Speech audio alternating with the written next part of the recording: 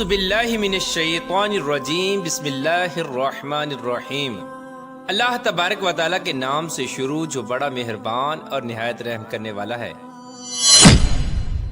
اللہ تبارک و تعالیٰ قرآن پاک کی سورہ مؤمنون میں ارشاد فرماتا ہے، اور کیا تم یہ خیال کرتے ہو کہ ہم نے تجھے بیکار پیدا کیا اور تمہیں ہماری طرف لوٹ کر نہیں آنا؟ پیارے دوستو، کیا آپ جانتے ہیں کہ جس دنیا کے اندر ہم جی رہے ہیں یہ ایک دھوکہ ہے، اور یہ خوبصورت اور دلکش نظر آنے والی دنیا ہماری آنکھوں پر ڈالا ہوا ایک پردہ ہے۔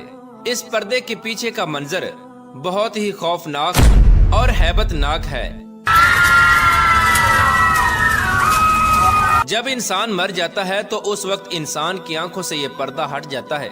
تب مرنے والا انسان ایک نئی دنیا کو دیکھتا ہے جو اس کی حقیقی اور اصل دنیا ہوتی ہے۔ اس بات کے اندر کوئی شک نہیں کہ ہر انسان کو اس خوبصورت نظر آنے والی دنیا کو چھوڑ کر اپنی حقیقی دنیا کی طرف ضرور جانا ہے۔ اس دنیا میں داخل ہونے کے بعد کبھی بھی انسان اس دنیا میں لوٹ کر نہیں آئے گا۔ پیارے دوستو، کیا آپ جانتے ہیں کہ جب انسان کی موت کا وقت قریب آ جاتا ہے تو مرنے سے 40 دن پہلے انسان کے ساتھ کیا ہوتا ہے؟ مرنے سے 40 دن پہلے فرشتے اس مرنے والے انسان کے بارے میں کیا کہتے ہیں، اور آسمان پر انسان کی موت کا فیصلہ کس طرح کیا جاتا ہے، اور روح نکالنے والے فرشتے انسان کے پاس آ کر کیا کہتے ہیں؟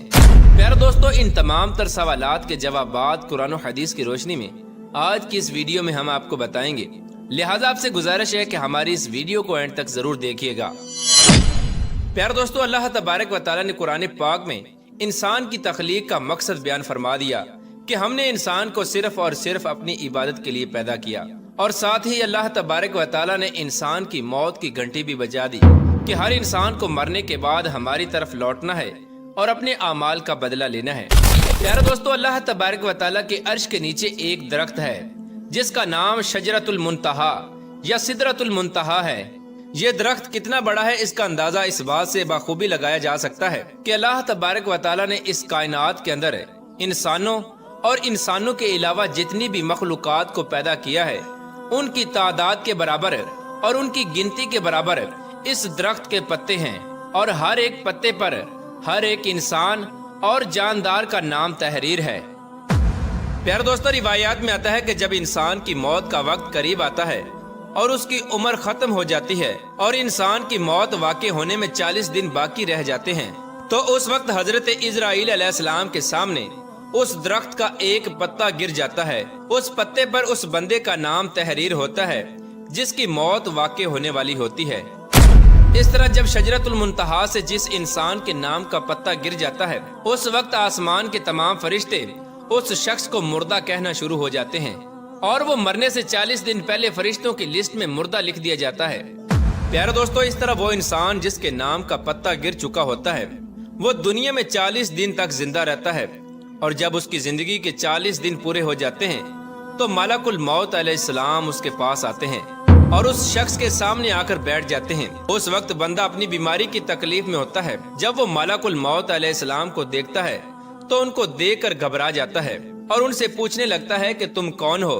تو حضرت ملک الموت علیہ السلام کہتے ہیں کہ میں ملک الموت ہوں اور میں تمہاری روح قبض کرنے کے لیے آیا ہوں۔ پیارے دوستو، ملک الموت علیہ السلام کی یہ بات سن کر وہ مرنے والا شخص اپنے منہ کو پھیر لیتا ہے اور اس وقت اس کی آنکھیں پتھرا جاتی ہیں۔ اس وقت ملک الموت علیہ السلام اس مرنے والے شخص سے فرماتے ہیں کہ کیا تو مجھ کو نہیں جانتا؟ میں وہ ہوں جس نے تیری اولاد کی اور تیرے ماں باپ کی روح کو قبض کیا، اور آج وہ وقت بھی آ گیا ہے جب میں تیری روح کو قبض کروں گا اور تو دیکھ لے گا اپنی اولاد اور اپنے عزیز و اقارب کو جو تجھ سے پہلے موت کا ذائقہ چکھ چکے۔ میں وہ موت ہوں جو تجھ سے پہلے اگلے لوگوں کو فنا کر چکا ہوں، جبکہ وہ لوگ تجھ سے زیادہ مالدار اور قوت اور طاقت کے مالک تھے۔ اس کے بعد ملک الموت علیہ السلام اس مرنے والے شخص سے پوچھتے ہیں کہ تم نے دنیا کو کیسا پایا؟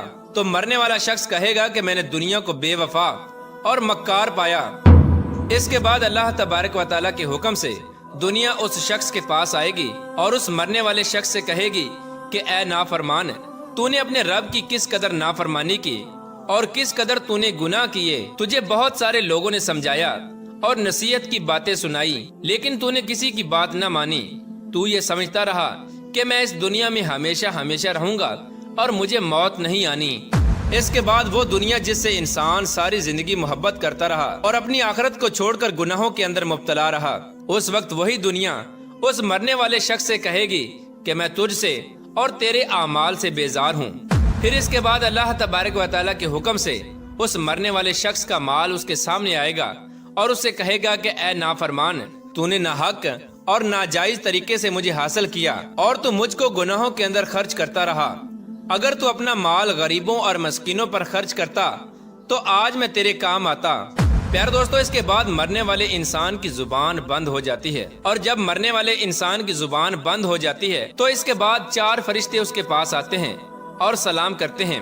جب پہلا فرشتہ آتا ہے تو مرنے والے شخص کو سلام کرتا ہے، اور سلام کرنے کے بعد اس بندے سے کہتا ہے کہ اے اللہ کے بندے، میں تیری روزی پر موکل فرشتہ ہوں۔ میں نے پوری روئے زمین میں مشرق سے لے کر مغرب تک تیرے رزق کو تلاش کیا، مگر تیری روزی کا ایک بھی لقمہ میں نے کہیں نہیں پایا۔ اس کے بعد دوسرا فرشتہ آتا ہے اور سلام کرنے کے بعد اس مرنے والے شخص سے کہتا ہے کہ اے اللہ کے بندے، میں تیرے پانی پر موکل فرشتہ ہوں۔ میں نے پوری روئے زمین میں مشرق سے لے کر مغرب تک تیرے پینے کے پانی کو تلاش کیا، لیکن تیرے پینے کے لیے مجھے ایک بھی قطرہ نہ ملا۔ پھر اس کے بعد تیسرا فرشتہ آتا ہے اور سلام کرنے کے بعد کہتا ہے کہ اے اللہ کے بندے، میں تیری سانس پر موکل فرشتہ ہوں۔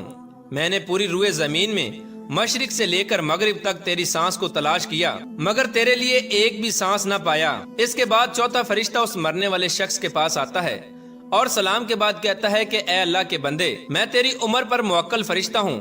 میں نے مشرق سے لے کر مغرب تک تمام روئے زمین کے اندر تیری عمر کو ڈھونڈا، مگر تیری عمر کا ایک بھی حصہ نہ پایا۔